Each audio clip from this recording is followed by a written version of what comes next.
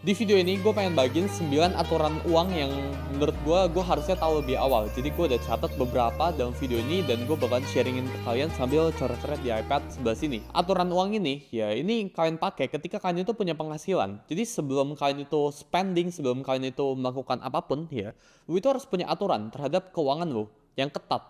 Karena dengan aturan yang tepat, lu itu bakalan menghindari lubang-lubang yang salah, yang ujung-ujungnya bakalan buat keputusan-keputusan yang salah, yang efeknya itu 5-10 tahun ke depan, yang lu bakalan rasain. Aturannya itu ada tentang investasi, ada tentang menabung, ya ada tentang spending. Jadi langsung aja kita masuk ke peraturan yang pertama, yaitu Rule of 10.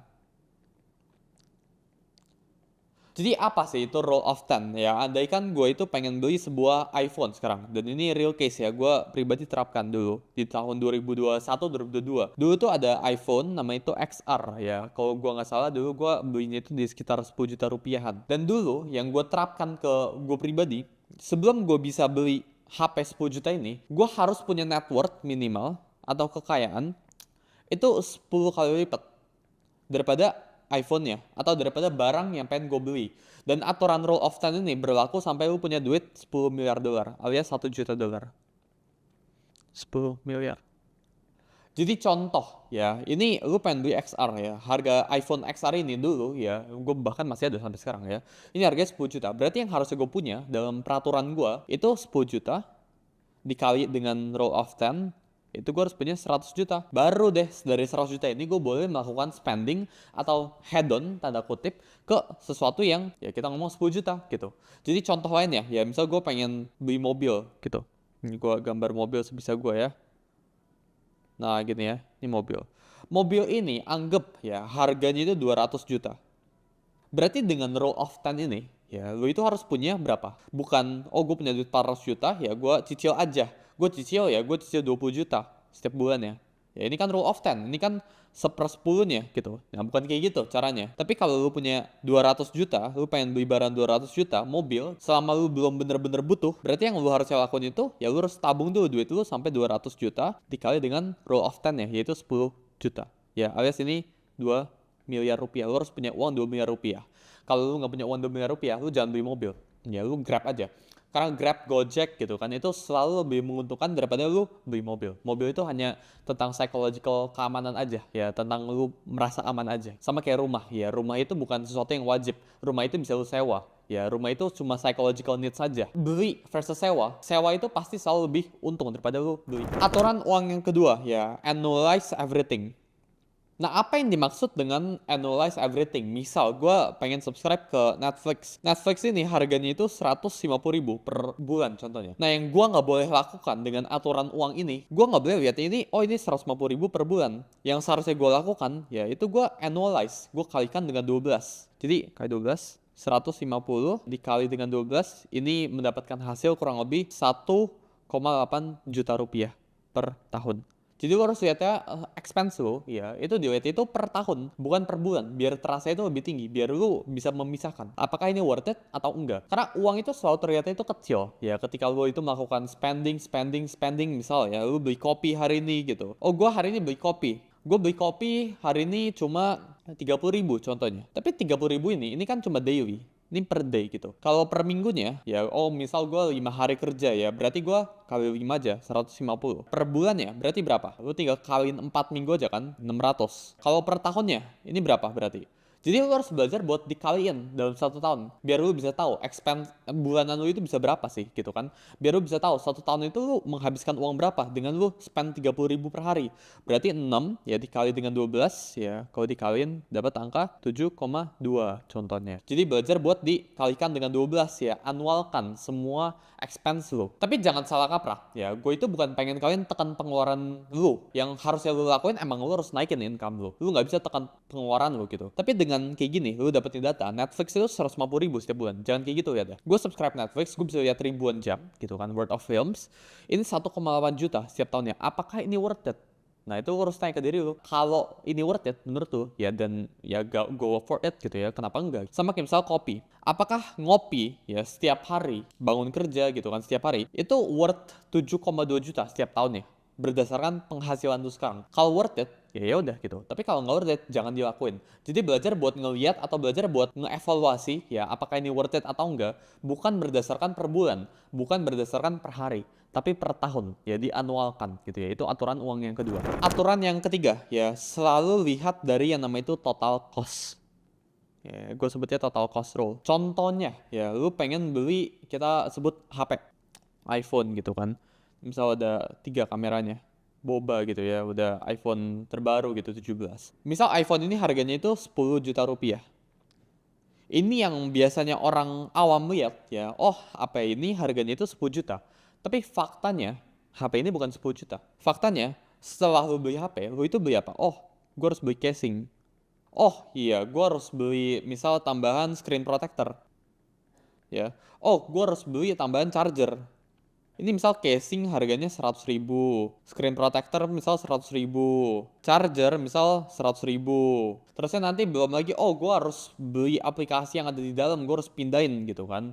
Gue harus beli A, B, C, dan sebagainya. Jadi total costnya itu bukan sebenarnya 10 juta, bisa aja misal 11 juta. Jadi belajar buat lihat semuanya itu dari total cost. Contoh yang paling simple ya lainnya, itu misal lu pengen beli mobil.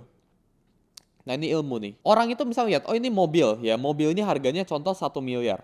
Ya iya sih, ini harga mobil ini 1 miliar gitu. Tapi harus lihatnya asuransinya itu berapa. Asuransi. Per tahunnya gue harus bayar berapa nih? Ya misal, asuransinya misal 50 juta rupiah. Contoh lainnya ya, gue harus ganti oli. Gue harus beli bensin. Nah bensin ini bisa berapa setiap tahunnya? Contoh, ya gue asal bunyi nih, 50 juta juga. Terusnya, oh ya dalam mobilnya ini misal suka ada rusak dan sebagainya, ban kempes. Ini misal kita ngomong additional cost. Gue nggak tahu apapun itu di luar sana gitu kan. Tambah misal ya kita ngomong 50 juta. Jadi harga lu beli mobil itu bukan 1 miliar. Harga lu beli mobil itu 1 miliar ditambah 50, tambah 50, tambah 50. Harga lu beli mobil itu 1,15 miliar. Gitu. Jadi belajar buat lihatnya total cost, bukan lu lihat di label atau price tag aja. Jadi ketika lu udah tahu bahwa ketika lu pengen beli contohnya HP gitu kan, ya harus casing, harus apa, terusnya nanti tambah lagi, misal harus ada iCloud kalau di iPhone gitu kan, harus ada storage tambahan, ini lu bayar lagi misal 100 ribu. Jadi buat nge-maintain HP ini ya setiap tahunnya, contohnya lu butuh uang 400 ribu. Jadi lu bayar 10 juta untuk mengeluarkan 400 ribu setiap tahunnya gitu. Nah terus ternyata kayak gitu. Misal mobil juga asuransi, lu bayar 1 miliar untuk mengeluarkan misal contohnya 150 juta. Jadi lu harus lihatnya lu mampu atau enggak. Makanya ini balik lagi ke peraturan yang nomor 1 ya. Lu harus punya 10 kali lipat rule of 10. Ini harus ada nih dalam cash lu gitu. Kalau uang lu itu pas-pasan, contohnya lu pengen beli mobil 1 miliar. Tapi uang lu contohnya itu cuma 1,5 miliar. Ya, habis nih. Ya sisa 500 juta. Tiba-tiba dalam 1 tahun uang lu tinggal minus ya misal jadi 350 juta. Ya berkurang 150 juta.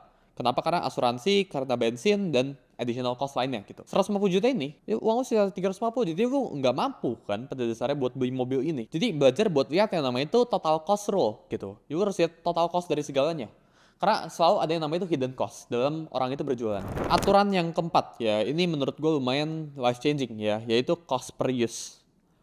Ini gue itu suka banget beli sepatu ya. Jadi ketika gue cari duit banyak, gue beli sepatu tuh bisa total ada 3 atau 4 gitu di lemari gue. Dan gue nggak tahu konsep ini. Andaikan dari dulu gue tahu konsep ini, gue bakalan nggak beli banyak sepatu. Jadi contoh ya, misal gue itu punya satu buah sepatu sebelah sini. Anggap ini sepatu ya. Nah ini sepatu A, terus ini sepatu B. Nah sepatu A ini contohnya harganya itu 1 juta rupiah. Ya gue udah beli nih. Sepatu B ya gue tiba-tiba di beberapa hari setelah itu gue pengen beli juga. Harganya itu misal 1,5 juta.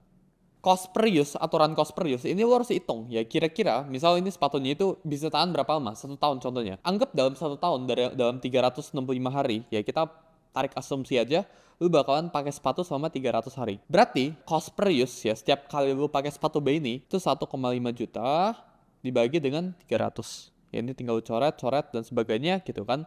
Alias biaya lu sekali pakai sepatu B ini itu 5.000 rupiah.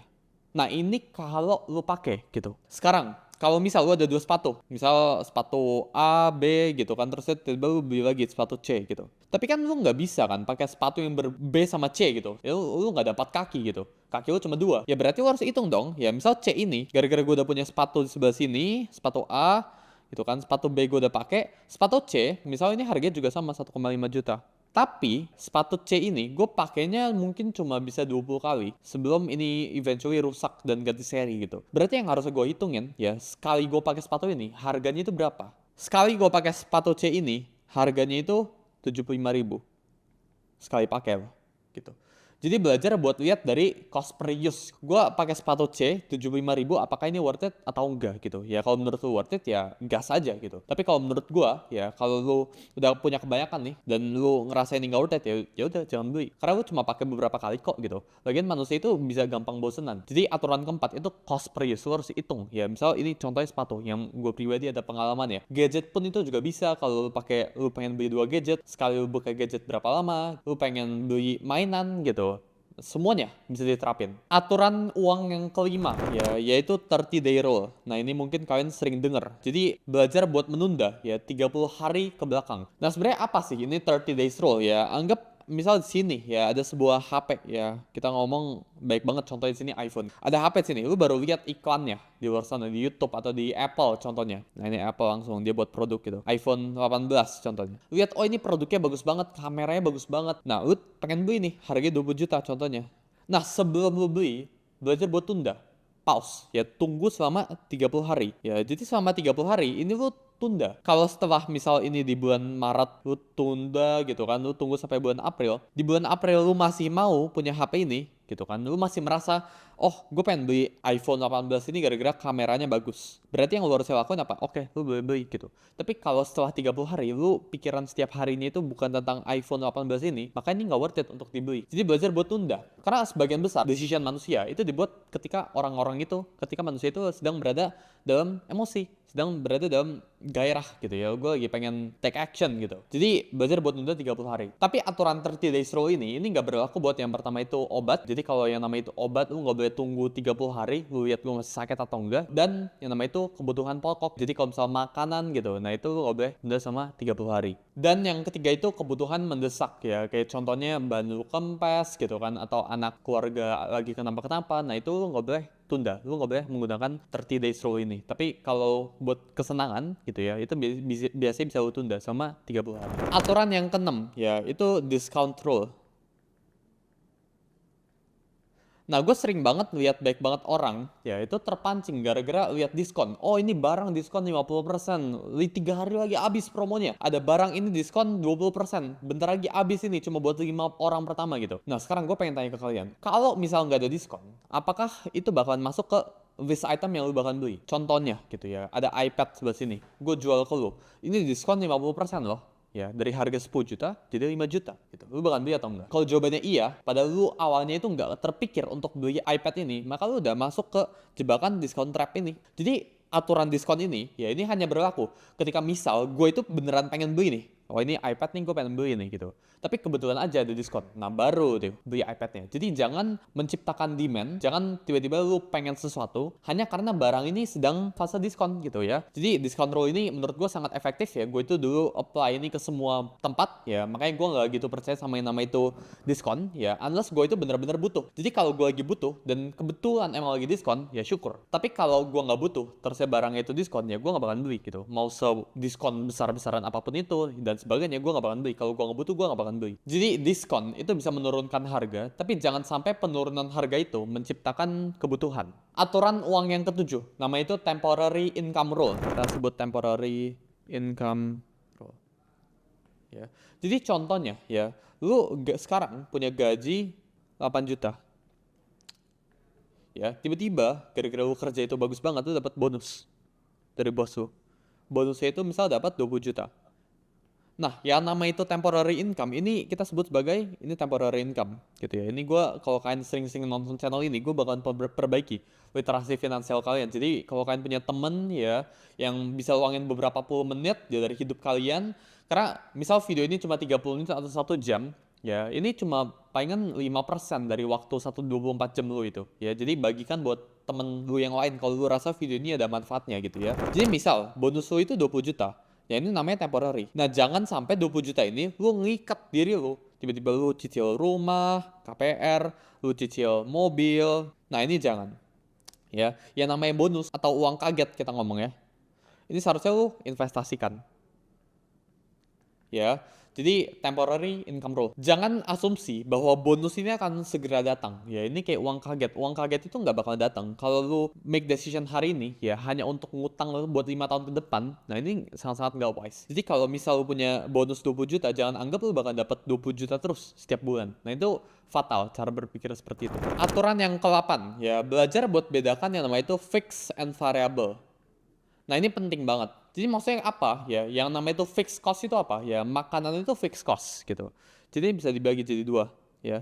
Fixed cost itu makanan, ya lu butuh minum, ya misal listrik, nah itu fix. Tempat tinggal, ya sandang pangan, nah ini fixed cost. Ya lu harus hitung fixed cost lo itu berapa. Jadi belajar buat kotakin. Ya ini pendapatan, ini pengeluaran yang fix atau pengeluaran yang variabel. Variabel contohnya apa? Misal bulan ini ada temen gue yang lagi ulang tahun gitu. Ya berarti kalau temen gue lagi ulang tahun ya gue keluarin duit, gue kasih dia kado gitu. Nah itu salah besar. Cara berpikirnya itu ini bukan fixed cost, itu variabel. Nah kurangin ya, misal kalau temen lu lagi ulang tahun atau apa tapi uang lu itu terlalu mepet, ya lu nggak usah lah beliin dia kado atau apapun itu. Ya lu tabung dulu lah, lu perbaikin dulu lah finansial lu. Baru lu setelah finansial lu oke, setelah semuanya oke, baru lu kasih kado ke temen lu gitu. Karena itu variable cost masukannya. Ya itu masukannya itu pengeluaran yang tidak tetap, itu sangat variatif. Ketika pendapatan lu itu sangat fluktuatif ya, terus ya lu hantem buat sesuatu yang lu nggak tahu juga ya pengeluaran lu itu bisa berapa, ini jadi berantakan keuangan. Aturan yang ke-9, loan to gift. Nah, jadi baik banget ya teman-teman gue di luar sana yang suka minjem duit. Jadi, so boleh gak gue pinjam duit buat ini gitu kan. So, gue boleh gak pinjam 10 juta dan sebagainya. Nah, gue yakin buat kalian yang ada uang, at least sedikit ya, dan teman-teman kalian itu tahu, itu suka pinjem uang ke kalian. Nah, jawabannya, boleh gak minjemin orang? Boleh. Tapi ketika lo udah minjemin orang, anggap itu sebagai gift. Ya, jadi jangan anggap itu sebagai loan. Misal, temen gue ada yang pengen pinjemin uang dari gue 10 juta, tapi gue nggak mampu. Jadi anggap uang yang lu pinjemin ke temen lu itu udah hilang gitu. Jadi misal temen gue pengen pinjem 10 juta, yang gue mampu hilang itu cuma misal 2 juta. Jadi yang gue pinjemin ke teman gue itu bukan 10 juta, meskipun dia butuhnya 10 juta. Tapi yang gue pinjemin ke dia itu 2 juta. Jadi kayak gue gift aja ke dia gitu. Gue nggak mengharapkan 2 juta ini balik ke gue uangnya gitu ya. Ya baik ya bagus, teman gitu kan. Kalau nggak balik ya udah nggak apa-apa. Ini emang uang dari gue pribadi aja. Jadi loan to gift ya. Belajar buat, jadi ketika misal lu punya uang, lu harus pikir lu siap hilang itu berapa. Lu jangan anggap temen lu ini bisa balikin uang lu. Karena kalau dia bisa balikin uang lu, dia nggak bakal minjem in the first place. Dia keuangannya itu udah bagus gitu. Kalau dia nggak bisa minjem sama lu. Jadi loan to gift ya. Lu ketika orang pengen pinjemin duit sama lu, anggap itu charity aja buat mereka. Anggap itu duitnya buat mereka aja.